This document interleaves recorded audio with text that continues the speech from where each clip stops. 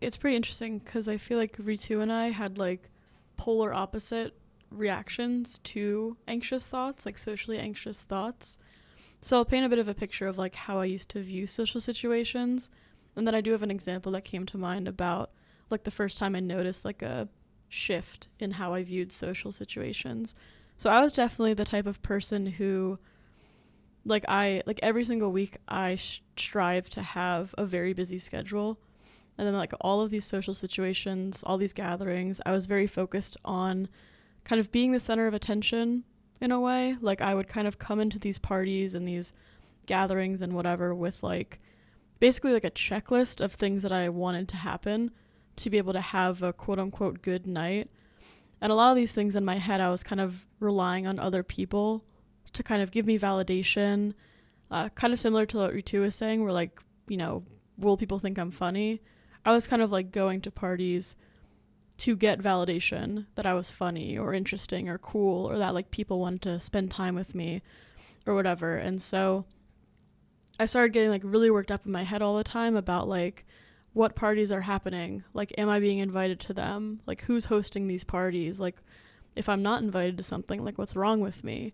And then just kind of saying yes to everything, filling up my schedule, like really shutting down if there was a party that didn't go the way I wanted it to go, quote unquote. Like, you know, maybe I didn't talk to as many people as I wanted to or whatever. So there was a lot of like just very like nervous, anxious, like relying on people to feel better about myself and kind of doing that through social situations and how many like things I get invited to.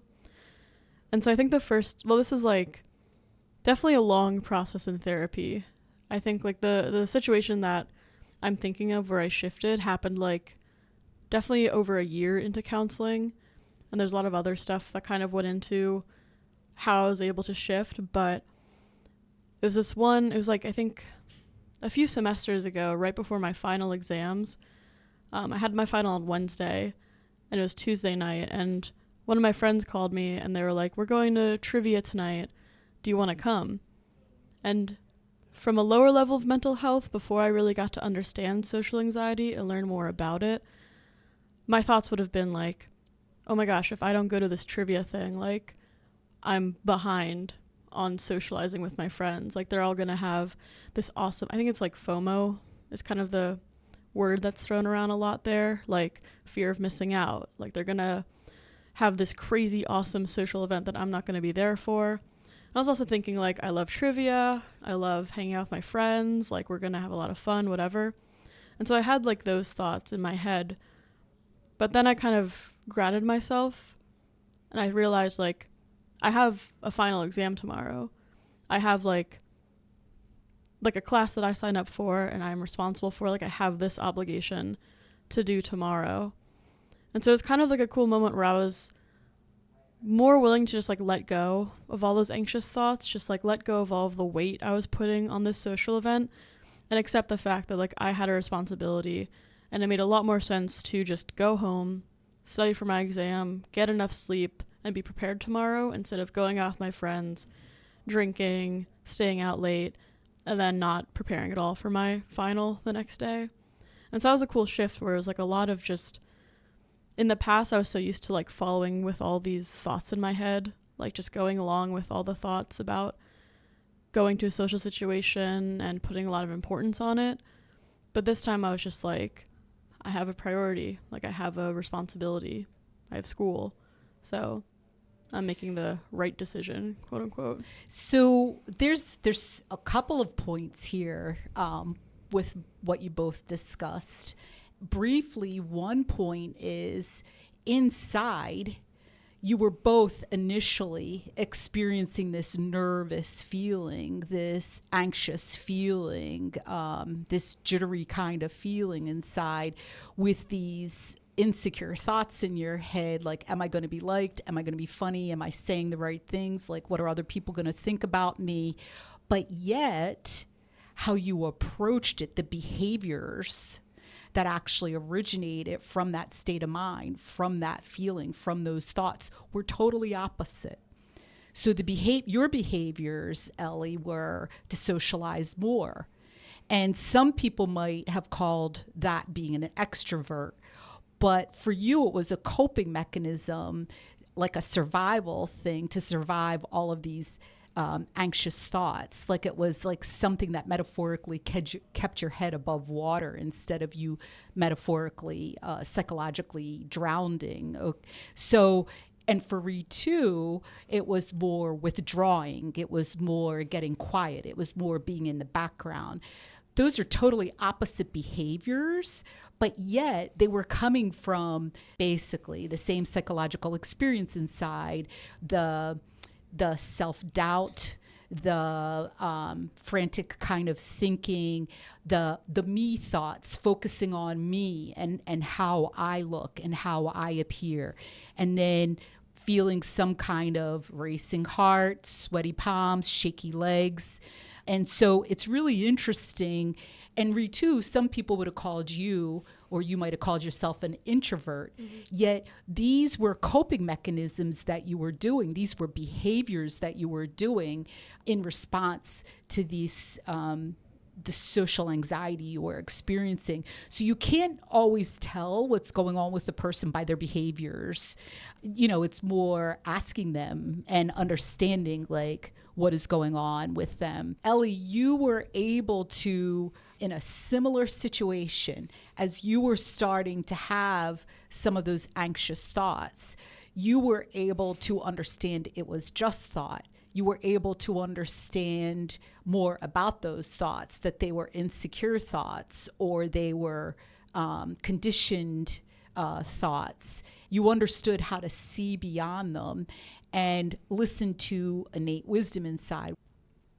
And when you were starting to see from innate wisdom, you basically in some way said, what's the right thing to do?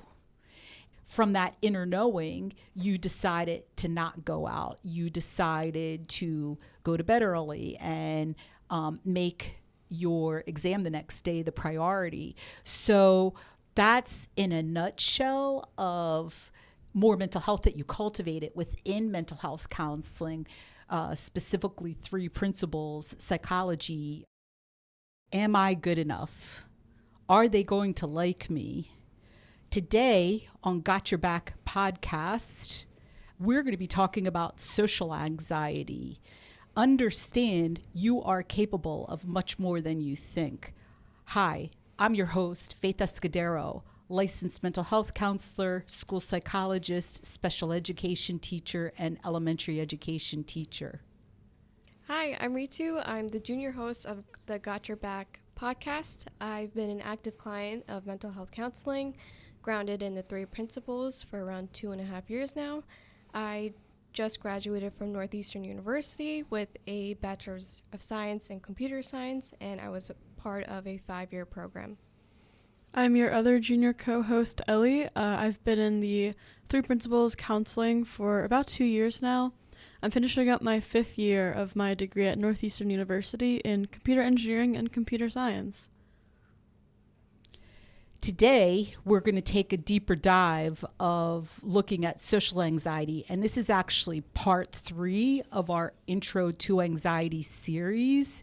What we're going to do is look behind the scenes, like what is going on when experiencing social anxiety.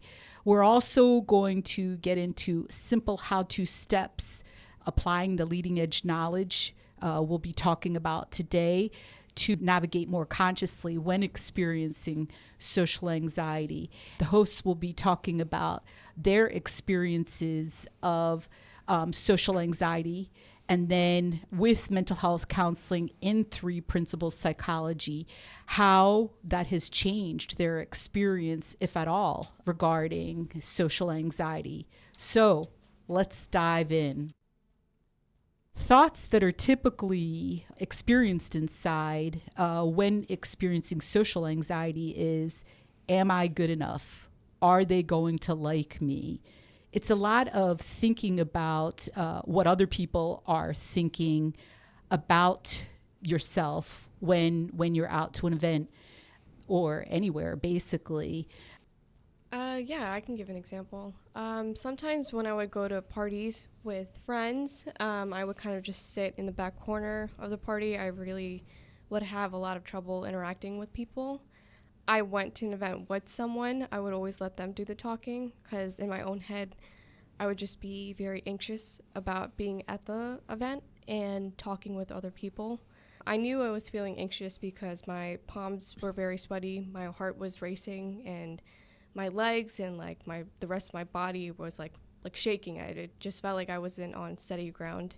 And some of the thoughts that I was having was like, I don't even know how to make small talk. Like, I don't know how to talk to someone on a deeper level. I don't know what type of conversation to make. And it kind of made me feel like I was a ghost at this party. I didn't really feel like a whole person when I was there. So I feel like I would have thoughts of like, am I good enough to even be here? Am I like what? I just feel like I was disassociating when I was at that party then.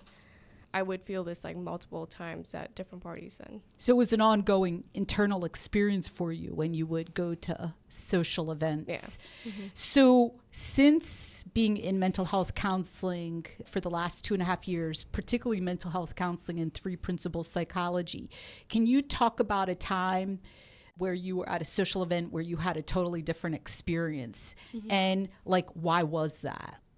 Just like how I present myself at social events are very different, and just like the thinking that I'm doing.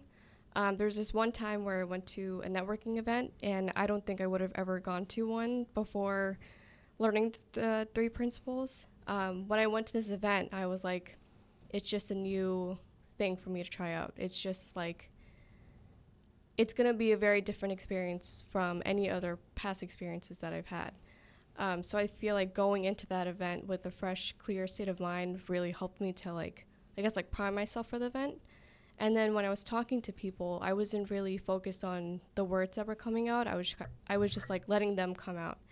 And I felt really grounded within myself because I feel like I had learned with the 3 principles that I'm the only one that knows the facts about myself. Like the people that I'm talking to, they're kind of on the outside. They don't really know who I am as a person.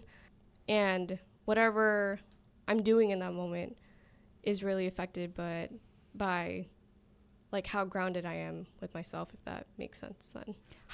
What happened for you that you were able to make that shift?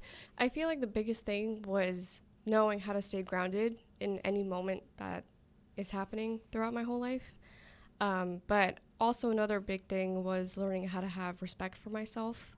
I feel like previously when I was talking about how I felt like a ghost at that party, I was kind of thinking that like everyone else is better than me or like bigger than me. But I feel like especially with this networking event, I felt like I was part of this. I felt like really grounded within myself, and I was like, I know what I'm talking about. I feel good about myself. And I feel like it was a lot of internal shifts about what I was doing with my thinking that helped me to get to the place that I was, or like I am at right now. So you have learned new knowledge about yourself and about how to approach social situations so that you're able to more naturally, more easily, more interested in what everybody else is saying than worried about how you're coming across or what you're saying. Also be grounded within myself where I'm not letting these negative thoughts really like ruminate in my head then. Like, so before it was very much, the focus was more on thinking insecure thoughts and being invested in those insecure thoughts. Like, what are people thinking of me? How do I sound? Am I saying the right words? And over the 2.5 years, it turned more into, I'm interested in what you have to say, and I'm just responding naturally to it. Am I correct in understanding? So as the podcast continues, we're going to break this down more and more, what that actually is, because it was actually a lot of moments Ritu has been able to make that shift. Ellie, can you give an example? Yeah, it's pretty interesting because I feel like Ritu and I had like polar opposite reactions to anxious thoughts, like socially anxious thoughts. So I'll paint a bit of a picture of like how I used to view social situations. And then I do have an example that came to mind about like the first time I noticed like a shift in how I viewed social situations. So I was definitely the type of person who like every single week I strive to have a very busy schedule. And then like all of these social situations, all these gatherings, I was very focused on kind of being the center of attention in a way. Like I would kind of come into these parties and these gatherings and whatever with like basically like a checklist of things that I wanted to happen to be able to have a quote unquote good night. And a lot of these things in my head, I was kind of relying on other people to kind of give me validation, kind of similar to what Ritu was saying, where like, you know, will people think I'm funny?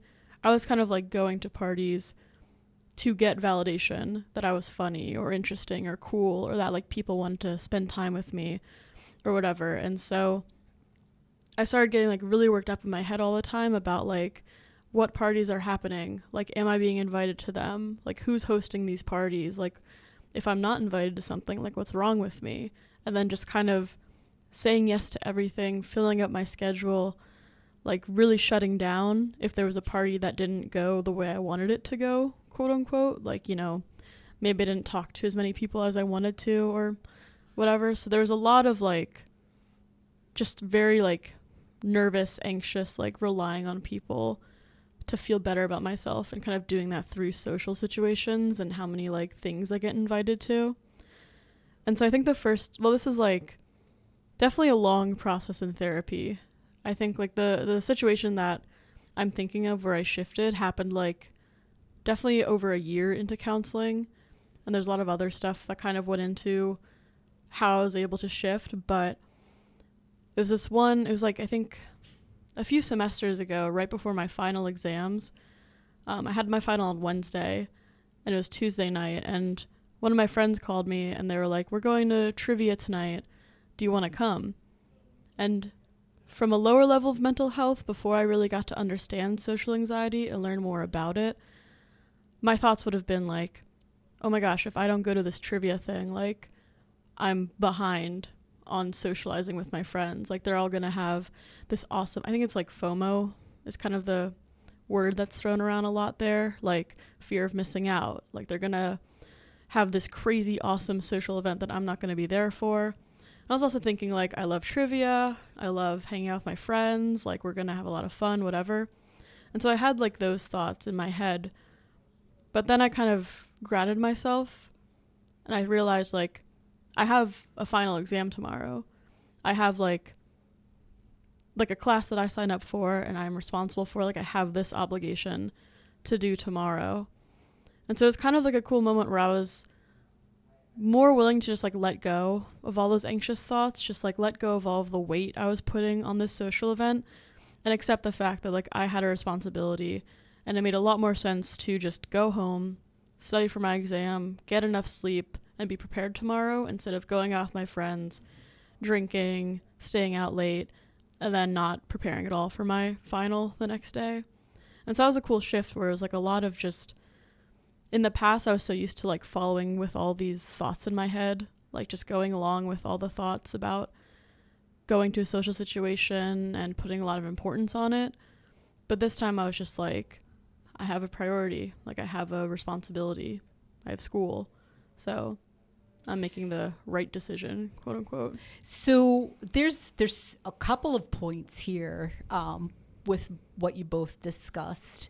Briefly, one point is inside, you were both initially experiencing this nervous feeling, this anxious feeling, this jittery kind of feeling inside, with these insecure thoughts in your head, like, am I going to be liked? Am I going to be funny? Am I saying the right things? Like, what are other people going to think about me? But yet, how you approached it, the behaviors that actually originated from that state of mind, from that feeling, from those thoughts, were totally opposite. So your behaviors, Ellie, were to socialize more. And some people might have called that being an extrovert. But for you, it was a coping mechanism, like a survival thing, to survive all of these anxious thoughts. Like, it was like something that metaphorically kept your head above water, instead of you metaphorically, psychologically drowning. So And for Ritu, it was more withdrawing. It was more getting quiet. It was more being in the background.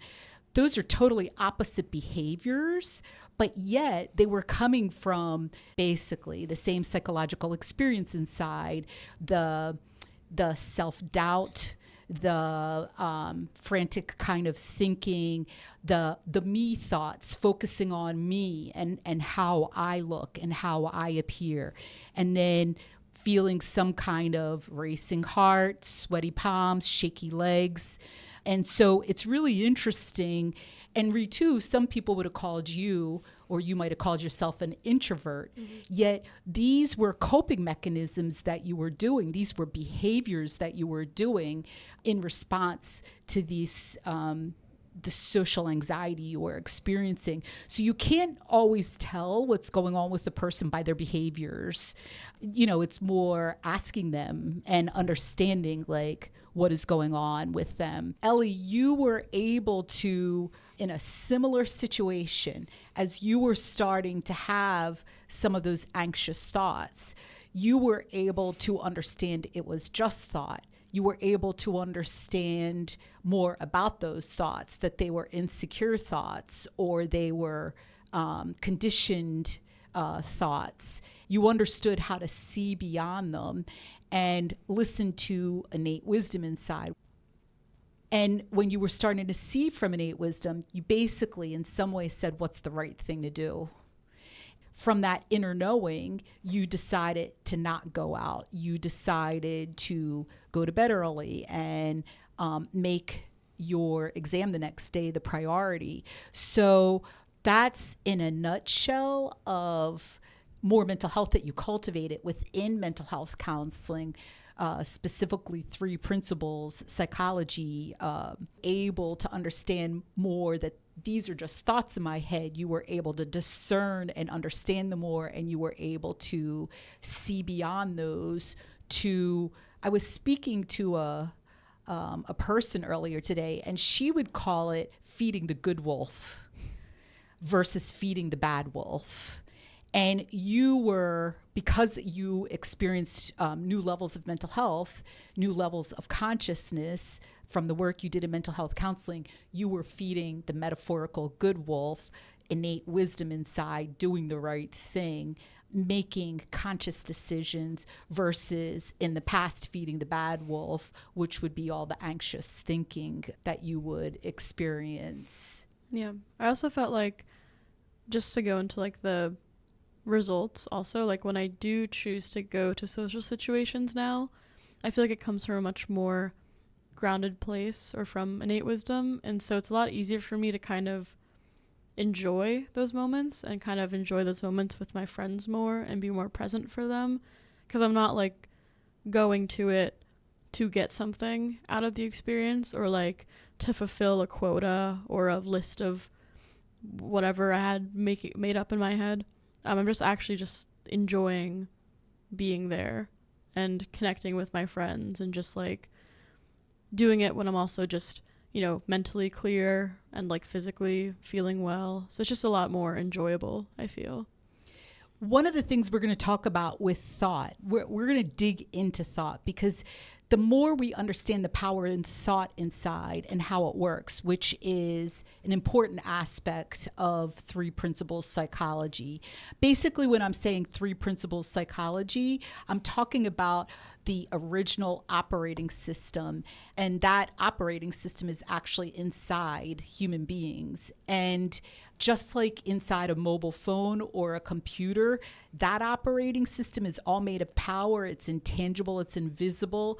It's the same thing inside of human beings, only it's nature created this operating system and designed this operating system.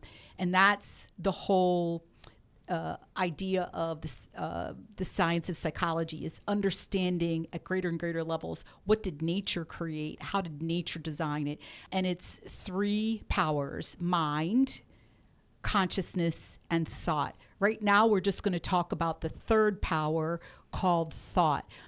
When a human being thinks, they are using that power called thought.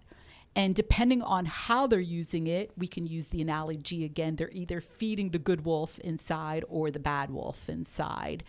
The more we understand how that power works, how nature designed it, we can use it in really proactive, healthy, conscious ways. The less we understand that power inside, we can really get lost in what we're creating with that power. So, for example, we're using the power thought to create the thought, am I good enough?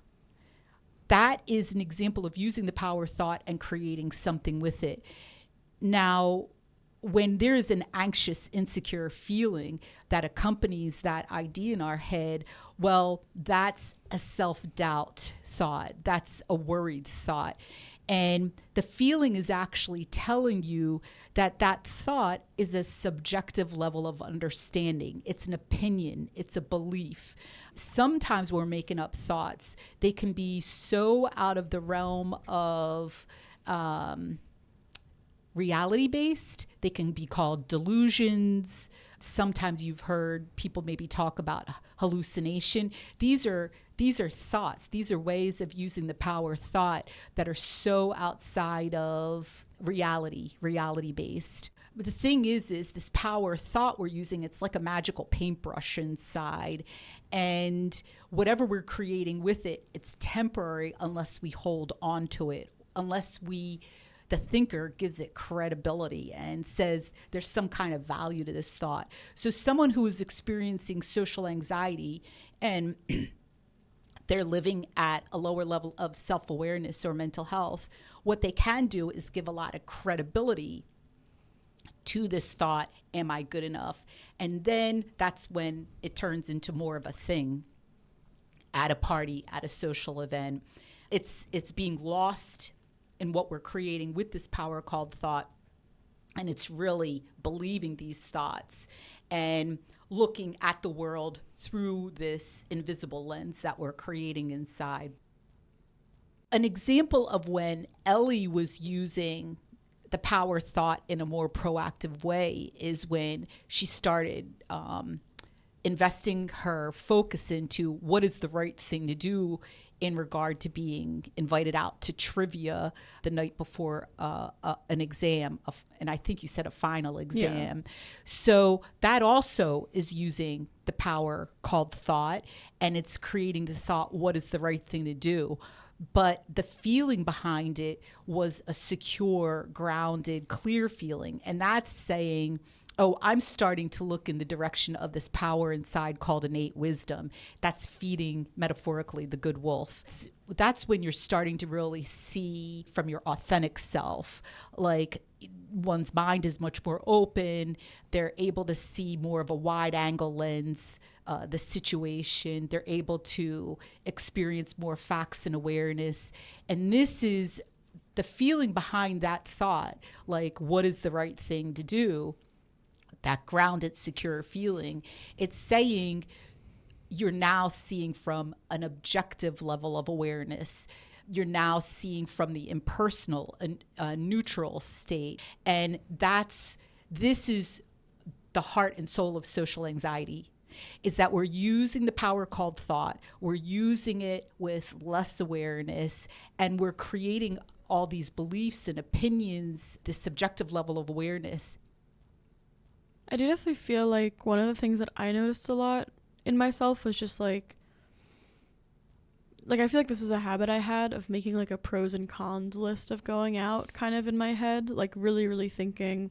Like I remember the trivia night, it was with friends of mine that just graduated and were moving out. And so I felt myself going to this old pattern of like, okay, pros of going out, like I'll see my friends, like I won't miss out, like I'll do all this stuff. And it's just a lot of thinking. And then when I realized I was doing that and stepped back and just asked very openly myself, like, what should I do tonight? It was just very simple. It was like, I have an exam. This is an exam for the class that I'm taking and have a responsibility to take. It makes sense to just do what I need to do to focus on that exam. Like, it was just a lot easier than like trying to rationalize it or like make all these, I don't know, like reasons and arguments why I should go out or why I shouldn't. It was just very simple.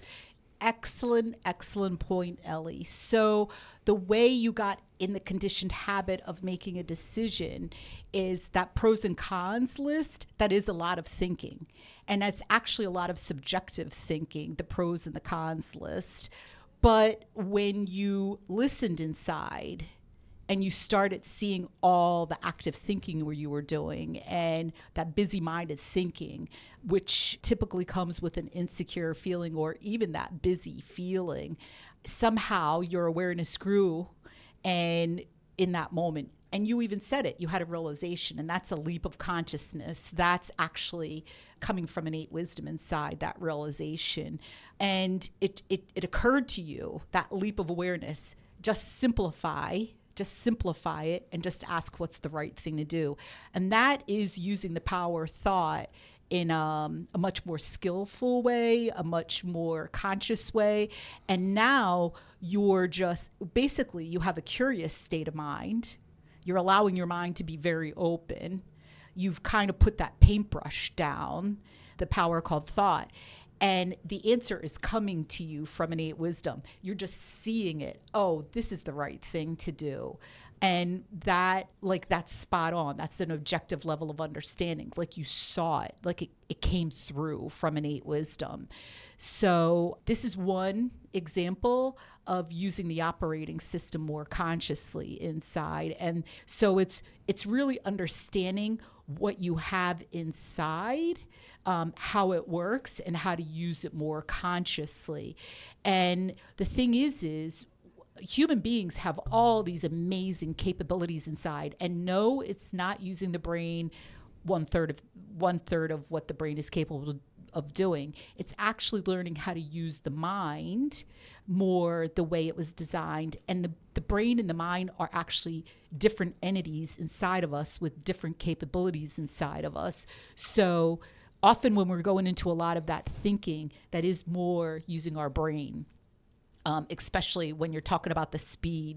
The brain is more like a fancy computer. It's like how fast you can think, or how much memory you have and what you store inside of it. Where the mind, that's where gut instinct comes from, inner knowing, realizations. It's more like you're guided. It's your guidance system. That's where all the best things happen. Felt better about being vulnerable in certain social situations. I feel like before I learned about the three principles, I kept focusing so much on like what I was doing, what I was saying, and I wasn't really present. And I feel like even if I admitted to myself that I was feeling nervous and that I'm not in the right mindset to be going to these social events, I would have just been like judging myself even more. But I feel like after learning the three principles, I said to myself, like, it's okay that I'm being vulnerable. Like, I'm still showing up to these events. I'm still putting myself out there. I'm accepting myself as I am, and I'm going to see where this goes. So I feel like also being vulnerable is, like, a key part to all of this. Is that true, Faith? Wonderful point, Ritu. So when you're talking about accepting yourself where you're at, that is a really healthy state of mind. That is using the mind more consciously. And again, when you're accepting from security, from innate wisdom, because of the feeling inside. It's grounded, it's clear. When we accept something and there's an insecure feeling inside, that's when we're basically giving up, or we're surrendering in a bad way, or let's say a not good way, a not healthy way. When we're accepting something from that clarity inside, that security, that grounded feeling, and we're talking in live time, well, now you're seeing things as they are. And you're basically saying to yourself from the impersonal, life is good where it's at right now. Like you're allowing yourself to embrace things as they are in live time with this clarity inside from innate wisdom, versus before you would you would be using the power thought where you always were being like super analytical with yourself, like kind of putting yourself under a microscope. And how you knew it is your mind would be busy, you would feel really nervous inside, you would feel all this self-doubt. And that was using the power thought less consciously, where you were seeing from the personal, you were being really hard on yourself. You know, it's not possible to relax when you're judging yourself and you're putting yourself under a microscope. Here's the other point I want to make.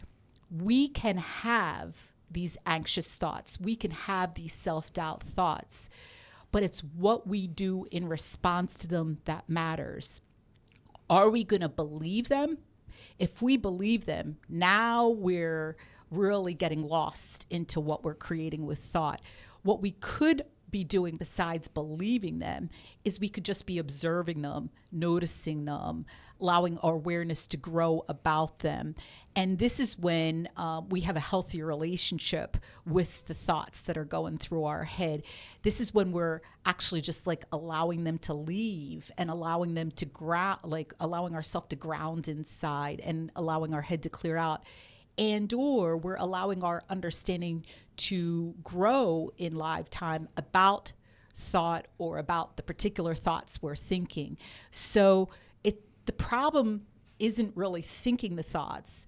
The problem really begins with what do we do in response to the thoughts when we're experiencing them? Or what are we doing in response to the insecure feeling, which is a feature of the insecure thoughts?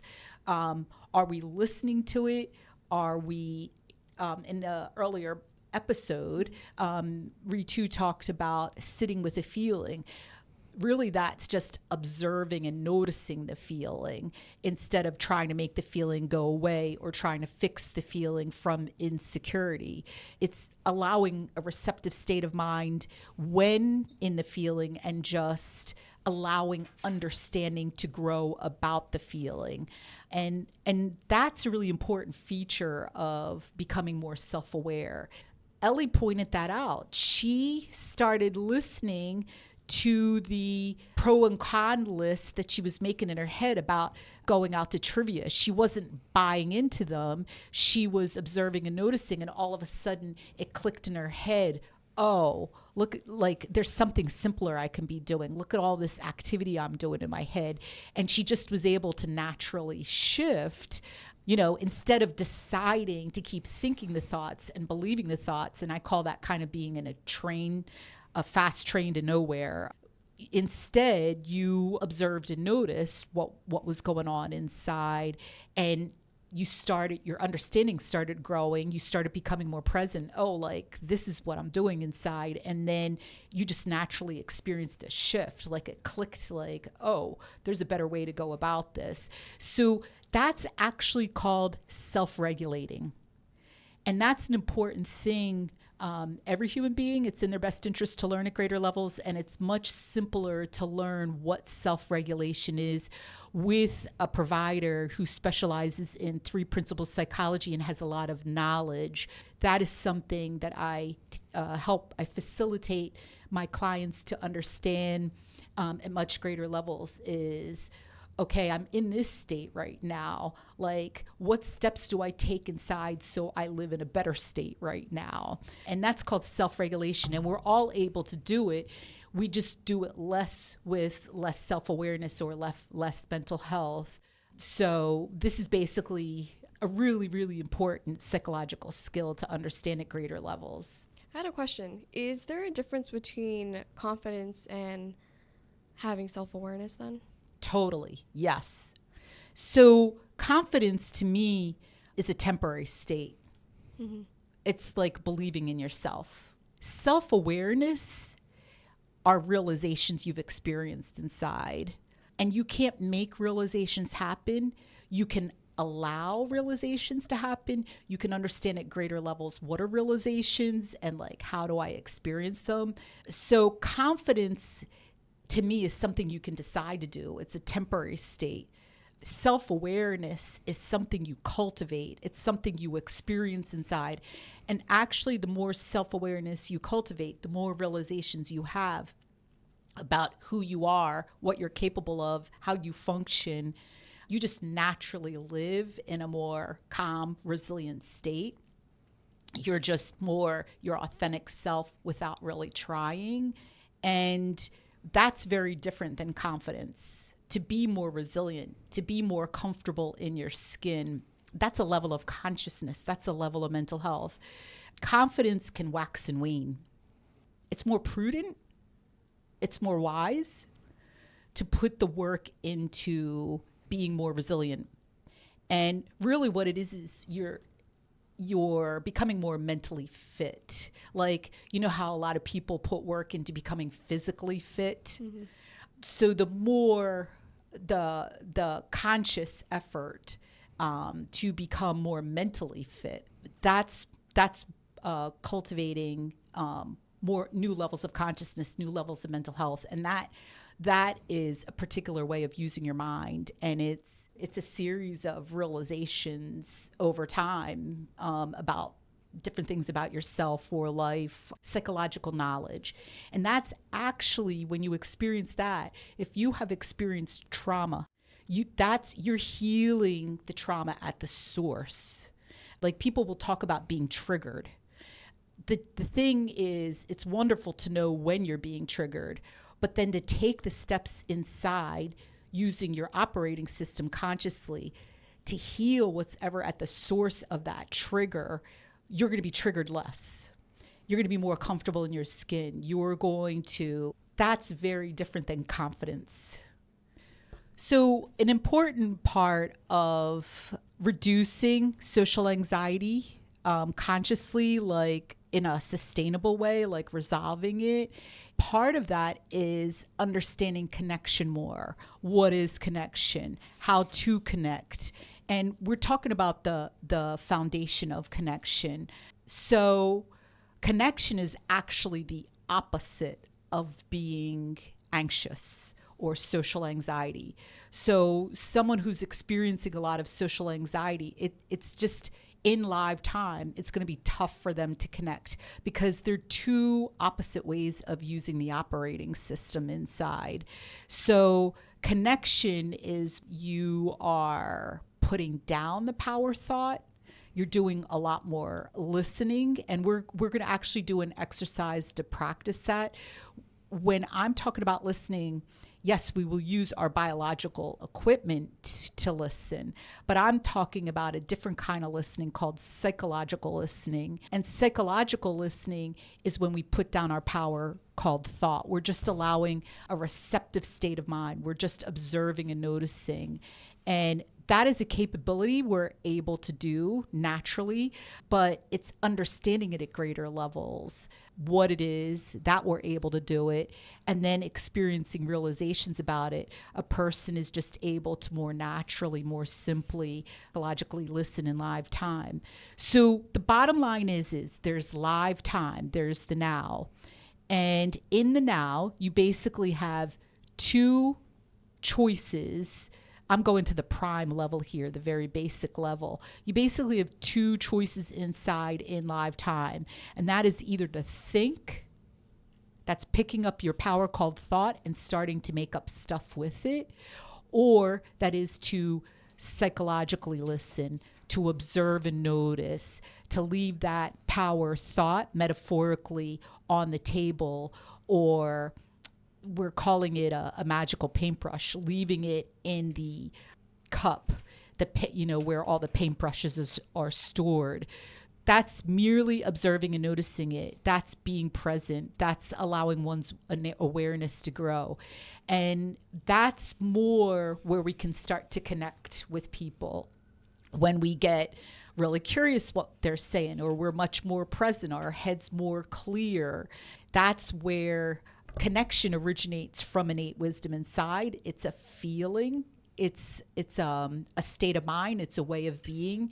And it's when we put that paintbrush down that we are able to observe and notice, be more vulnerable from a secure place inside, and just really be interested in what the other person is saying or doing. And we're much more selfless. We're seeing more from the impersonal. So we're going to get more into connection. That's like a basic outline of connection. The question is how do we shift in live time from a socially anxious state to a more resilient state where we're able to connect? I feel like it makes sense. I think we could bring up Ellie's example about how, like, with the, I think you said you had a final exam, Yeah. and you decided to go from an insecure lens to a secure lens. Mm-hmm. So Right. So what Ellie and Ritu have been learning over the last 2 years, and that's spending time understanding it, spending time applying it in live time outside of counseling, and then also having realizations about it where that's new levels of consciousness, new levels of understanding, and it just becomes more natural to do, is when anxious thoughts come, it's to first pause inside. And the second thing is to start observing and noticing either the thoughts or the psychological feeling, or to start noticing and observing what the other person is saying or what is going on in live time, whatever the priority it is. And then that's allowing the anxious thoughts to leave. It's allowing one's head to clear out. It's putting that paintbrush down and letting the head clear out. It's allowing oneself to go in a grounded state, a resilient state. And then from that place, like your mind is much more receptive. You're just in a much healthier state. You can actually feel it, that you go from this insecure feeling, and throughout the moments that you're doing it, you actually go to a more secure, grounded feeling. You're going from a personal lens, looking at the outside from a personal lens, to an impersonal lens. So we're all able to do self-regulation. It's understanding more what it is, how to do it, why to do it. Do you want to give an example, another example, a different example of when you self-regulate it and in a social situation? Yeah, I mean, recently I was out with some friends, and we're out for a while, and it was nice. It was, definitely a situation where I feel like I made the decision to go out a lot more consciously. So started off fun, but then kind of in the middle of it, I started experiencing a bit of tiredness. I was just feeling like my mood was getting lower. I stopped kind of being as involved in the conversations and stuff. And so I think in the past, if that happened to me, I think I would kind of either get really anxious about how people were thinking about me. Like I would think like, oh my gosh, like do they think I hate them, or like I don't want to be here? Or I'd even get frustrated, like why am I so tired? Like what's going on? And like force myself to be participating as much, even if I wasn't like mentally all the way there. But this time I was just kind of like more in tune of how I was feeling. I was like, I feel like I just need a minute to sit back and just enjoy the conversation, just kind of listen in, take in where I am, and then rejoin if and whenever I feel ready to. So just like a much simpler, easier process. And I feel like, it was also like I wasn't like putting it on my friends to help me make me feel better or to like notice how I was feeling. It was like entirely inside of me, where I was just like stepping back, enjoying, letting them all talk to each other. And it was a very low stress, low pressure, low everything kind of situation. That's a great example. So you went to the inside, you went within, and you started listening on the inside. And by observing and noticing, by psychologically listening, you were actually seeing your mood drop. You were actually like you were feeling the biological sensation of tired, but then instead of using your paintbrush to react to it or make up a lot of stuff about it or believe any anxious thoughts you started having, you went within, you listened inside, you observed and noticed, you psychologically listened, and it sounds like you were just much more gentler with yourself, which is really cool. Like, how can you be really good friends with someone else if you don't know how to be a good friend to yourself? Like, that's something that I've occurred to me over time. And so you observed and noticed, you listened inside, and then as you were understanding your mood was dropping, you made conscious decisions to just sit back and enjoy it, not push yourself to do anything. Like, do more listening, do more observing of whatever anybody is saying or what's going on during the activity. Yeah, it's almost like you're driving on the highway and you feel the car like is going a certain rhythm, and you drop it down to like sixth gear, like if you have a manual transmission, instead of like, maybe going to fourth gear or third gear on the transmission, you go into sixth gear and you just kind of kick back, and breathe it in. So that is a really excellent example of self-regulation inside. Definitely when the metaphorical battery is going low on the inside, in this case you called it the physical feeling, the biological feeling of tired, the mood definitely can drop, and a lot more anxious or insecure thinking can happen just because the metaphorical battery inside, which is mind, it needs restoring. And that's one reason we go to sleep, or we eat food when we're hungry. Like, those are small ways or important ways to recharge the battery. And so it totally makes sense that while your metaphorical battery was getting lower, that all of a sudden this low mood thinking came in. But with all the mental health you've cultivated, you were able to navigate it so much more consciously and self-regulate. Yeah, someone else could maybe take those anxious thoughts seriously, start acting on them, and then maybe a conflict starts that doesn't even need to start, or maybe somebody starts smoking a lot more cigarettes or pot, like to alleviate the anxious feeling inside. That's all on the outside. And that's really not, that's temporarily fixing the situation, which may or may not work.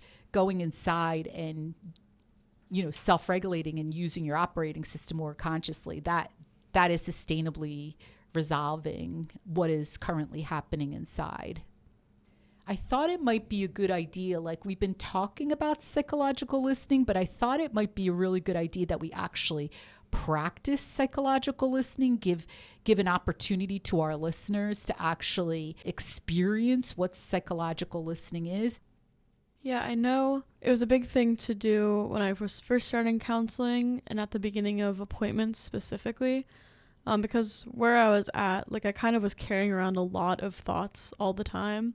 And so when I'd go to sessions, like, my mind would be super cluttered with like anxiousness, or like if I did poorly on a test that day or got into like a fight with someone, I would just like be super cluttered and crowded. And so we would do a psychological listening exercise to just kind of reground, and I could feel my mind clearing as we were doing the exercise. Like, I was just kind of letting go of all of these thoughts and my mind was just quieter. I felt like I was able to focus a lot more in the session. I felt a lot more just like present because I wasn't thinking about 100 different things. I was just focused on what was happening in the moment. So you were learning about an important skill or capability that was inside. You were learning about it. You were experiencing it. Your awareness was increasing about it. But also at the same time, it allowed your mind to be more in a state to take a lot more in during the counseling session. So it had multiple purposes to it. I still remember the first time you showed me psychological listening. I remember you were playing a tape of an orchestra, and I was trying to listen to it, but all the things that I kept focusing on was, oh, it's an orchestra playing. These are the instruments that are playing right now. It sounds kind of sad. these are the dynamics of the orchestra right now. And after we talked about what I was doing, I realized I was still thinking. I was still overthinking, and I was still not really being present in that moment. With what I realized about psychological listening, it's really learning how to let go of any thoughts that you're having. You can observe and notice them, but for me, I feel like by believing them, I wasn't really being present and focused on what the point of that moment was. And I feel like psychological listening has really helped me to stay present with any moment or anything that's kind of anything that I'm facing. So it's just helped me feel grounded within myself and helped me realize that I am capable of making myself feel better at any moment then. That is an excellent, excellent point, Ritu. When I've done psychological listening exercises with my clients, and you can do psychological listening exercises through any of your biological senses, you were describing the psychological listening exercise was through the biological hearing, the auditory. We can also do psychological listening through the visual, through the sense of taste or gustatory. We can do it through our sense of smell, which actually that's where aromatherapy came from, is by observing and noticing the smells, by just simply experiencing them, not thinking about them, you're actually allowing your mind to clear. We can also do it through movement. Athletes, pro athletes, one of the reasons they do these magical moves in their sport is because their mind is clear and they're listening to innate wisdom, and it's coming from innate wisdom as they're making the shot or doing the kick. There's also vestibular, which that's also biological, and that's when we're experiencing gravity, such as bungee jumping, such as jumping out of an airplane, such as being in a rocking chair or being on a trampoline. So we can psychologically listen, we can observe and notice, we can simply experience through any of our biological senses. We also can go within and listen to the feeling we're living in, or observe and notice the thoughts that we're having. One thing I've learned from my clients is when they still go into thinking when we're doing a psychological listening exercise. Like there's this idea of identifying what it is they're hearing or touching or smelling or commenting on it. And it's fine that you did that. The beautiful thing was you experienced more self-awareness that you were doing it or when you were doing it. And I'm talking about thinking versus psychological listening. So that is an example of greater self-awareness, greater mental health, is that you caught on, you realized your awareness grew. Oh, I'm thinking right now and that's very different than psychological listening. So it's less about being perfect. Mm-hmm. It's not about doing it a particular way. It's more about understanding. That's really cultivating more self-awareness, is understanding the difference. So really psychological listening is it's a state of no thought or no thinking, and it's simpler than we think. It's a choice, number one. It's a conscious choice to actually do it in live time. It's just allowing yourself to experience whatever is going on as is. And that's a neutral state of mind. That's an impersonal state of mind. And honestly, that's one reason people do breathing exercises, or they do what they refer to as meditation exercises. Like I've heard people talk about doing some tapping practice while they're tapping a part of their body. They're observing and noticing what they're tapping. So there can be all these different activities that people do to actually clear their mind. But it's really more understanding what are you doing inside that your mind is clearing. And that's really what doing mental health counseling in 3 principles psychology allows you to become aware of, is what's going on behind the scenes. Like, why am I feeling better when I'm meditating? What am I doing when I'm meditating? And so that's really understanding your operating system and using it the way nature designed it.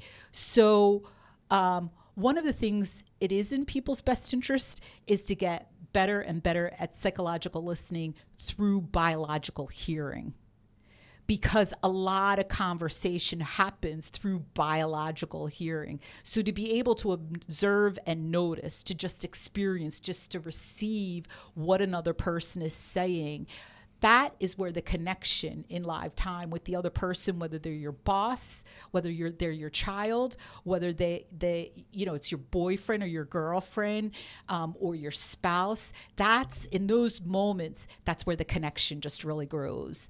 And it's totally the opposite of thinking anxious thoughts like, do people like me? Am I good enough? I'm going to be playing different sounds. And all you're going to be doing is just observing and noticing the sounds. That's all you're going to do. You're just going to allow yourself to experience the sounds as is. All right, so here we go. Observe and notice.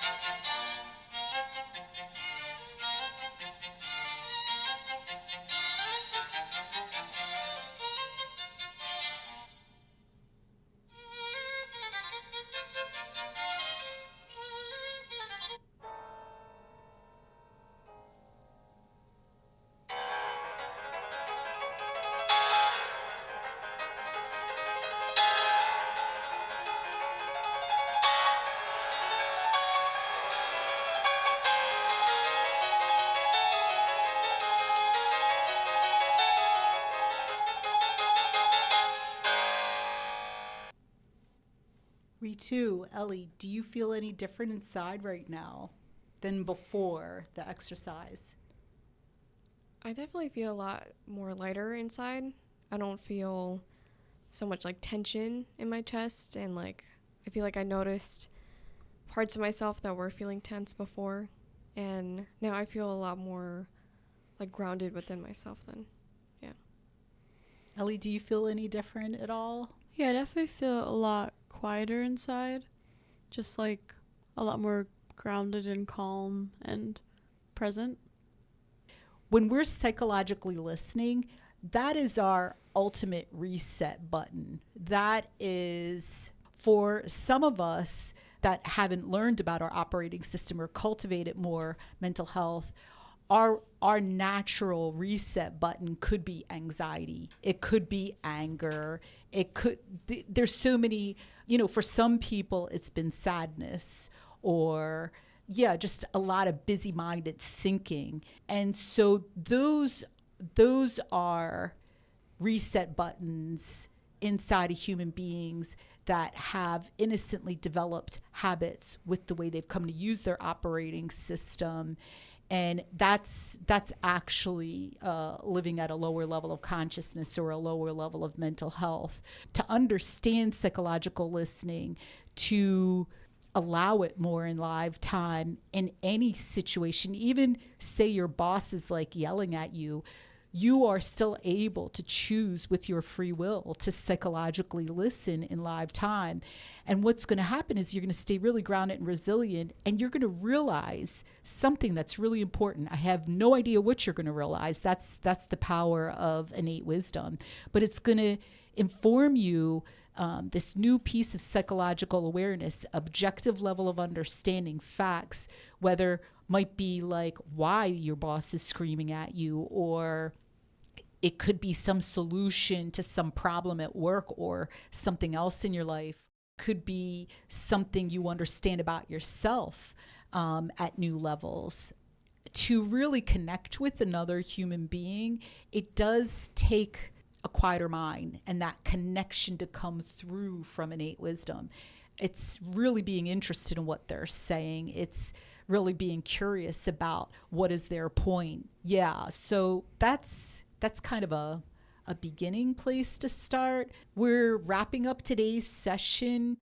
Today, we did a bit of a deeper dive into social anxiety. It's part 3 of our anxiety series here at Got Your Back podcast. And in the next podcast, we're going to be talking more at a deeper level about connection, about coping mechanisms, other aspects to social anxiety. I'm Faith Escudero, your host at Got Your Back podcast. I'm Ellie, your junior co-host. And I'm Ritu, your other junior co-host. It's in your best interest to come back and join us for our next session so you can keep understanding how and why to cultivate more mental health inside. Until then,